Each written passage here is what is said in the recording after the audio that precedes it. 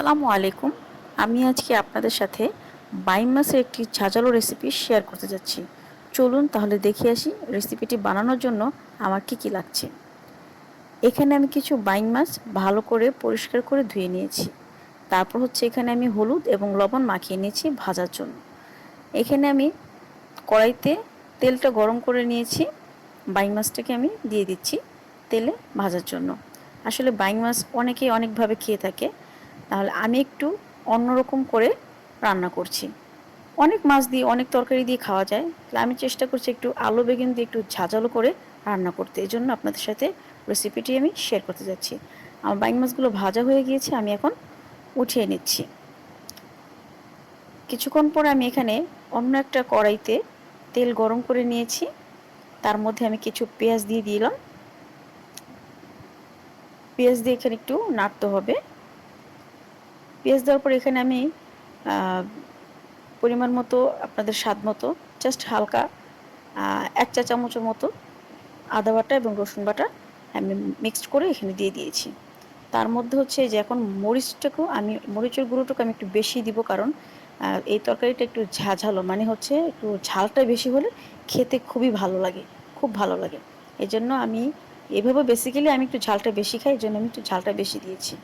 এখানে হলুদের গুঁড়ো দিয়ে দিলাম। হলুদের গুঁড়ো দিয়ে এটা ভালো করে মশলাটাকে ভালো করে কষাতে হবে। কষানোর পরে এখানে আমি কিছু আলু দিয়ে দিচ্ছি।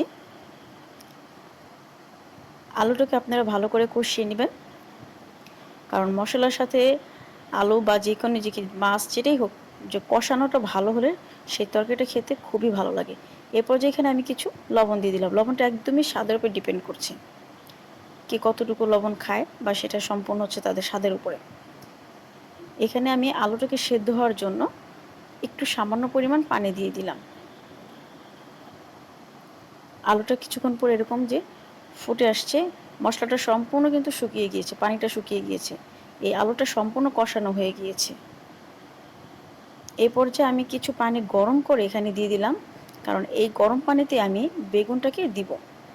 এই যে যখন পানিটা এরকম ফুটে আসছে, তখন এখানে আমি বেগুনটাকে অ্যাড করে দিব, কারণ বেগুনটা ঠান্ডা পানিতে দিলে বেগুনটা শক্ত হয়ে থাকে, তখন সেই বেগুনটাকে সেদ্ধ হতে চায় না, বেগুনটা খেতেও ভালো লাগে না। এই জন্য একটু পানিটা গরম করে দিলে অথবা ফুটন্ত বলকানো পানির মধ্যে দিলে বেগুনটা খেতে খুবই টেস্টি লাগে, নরম লাগে।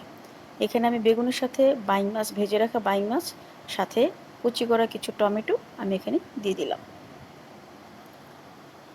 দিয়ে এটাকে আমি একটু ঢেকে দিব। কিছুক্ষণ পরে এটাকে আমি একটু দেখবো যে আসলে কি পরিমাণ কতটুকু হয়েছে। এই পর্যায়ে আমি নামানোর আগে একটু জিরে গুঁড়ো দিয়ে দিব, জাস্ট ফ্লেভারের জন্য।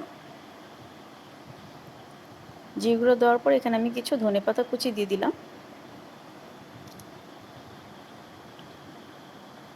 ধনেপাতা দিয়ে একটু অপেক্ষা করব, আসলে ঝোলটা আরেকটু আমি শুকিয়ে নিব, তারপর নামিয়ে নেব এখান থেকে। তরকারিটা আসলে অনেক মজা হয়েছে, আপনারা অবশ্যই বাসায় ট্রাই করবেন এবং আমার জন্য সবাই দোয়া করবেন, আমার চ্যানেলটি সাবস্ক্রাইব করবেন। আল্লাহ হাফেজ, আসসালামু আলাইকুম।